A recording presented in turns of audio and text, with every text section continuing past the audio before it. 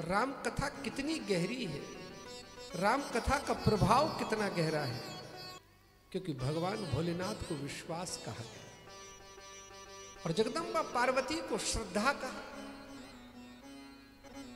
नाम प्रभाव जान गण राउ, प्रथम पूजिए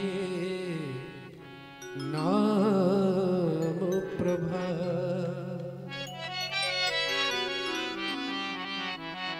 नाम प्रभाव जान गण राउ, भगवान गणपति जी नाम का प्रभाव जानते हैं। एक बार सारे देवताओं में एक टूर्नामेंट हुआ, प्रतिस्पर्धा हुई, अग्र पूजा किसकी हो। कहा सरल है, चिंता मत करो, जो इस पूरी पृथ्वी के चक्कर लगा के पहले आ जाएगा अग्र पूजा उसकी हो जाएगी। तो अब महाराज सब लगे अपने अपने वाहनों को सजा कर दौड़ने भागने के लिए। अब गणपति महाराज का शरीर लंबा चौड़ा लंबोदर, और महाराज जो उनका वाहन है वो छोटा सा चूहा। अब सब अपने अपने वाहनों पे बैठे और महाराज सारे के सारे लोग अपने स्पीड में दौड़ पड़े और भगवान गणेश अपना धीरे धीरे धीरे धीरे चले जा रहे। मार्ग में मिल गए नारद महाराज।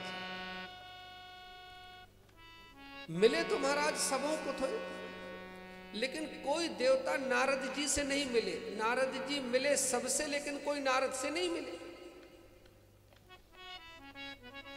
और जैसे ही भगवान गजानन ने नारद जी को देखा, अर्थात एक संत को देखा, तो प्रणाम भी किया और मिले भी। तो इससे यह साबित हो गया महाराज कि ये श्रद्धा के पुत्र हैं। जो श्रद्धा का पुत्र होगा वो संत को देखकर प्रणाम भी करेगा और संत के पास रुकेगा भी।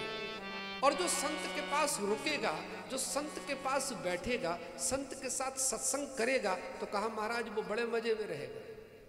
नारद जी ने पूछ लिया कि सारे के सारे देवता कहां भागे जा रहे हैं।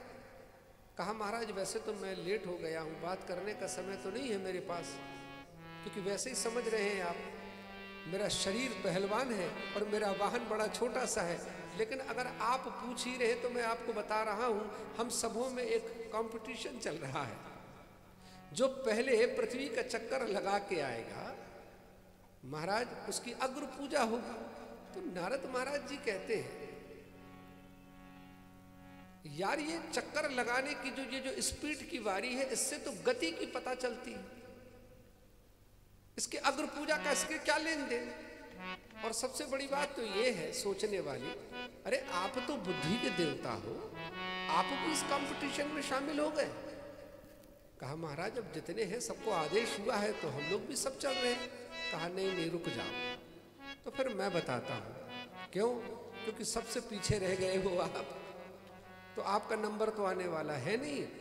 लेकिन मैं आपको मंत्र बता रहा हूं। जीवन में अगर कोई तरक्की का मंत्र बताएगा तो महाराज कोई संत ही बताएगा। कहा कि संत को देखकर भगवान गणेश रुक गए और प्रणाम किया, तो ये बात सिद्ध हो गई कि ये श्रद्धा के पुत्र हैं। और जैसे नारद जी ने इनको सूत्र बताया, कहा कि देखो भाई बात है पूरे पृथ्वी के चक्कर लगाने की, और पृथ्वी का महामंत्र क्या है। कहा पृथ्वी का महामंत्र है राम। मेरी बात मानो, तुम यहां पर राम लिखो और चारों तरफी से गोला लगाओ, और एक काम करो, तुम अपने मूषक पर बैठो और इस गोले की परिक्रमा लगा लो। समझ लो महाराज बस हो गया तुम्हारा काम। भगवान श्री गणेश ने प्रणाम किया और संत की बात को मानकर महाराज उन्होंने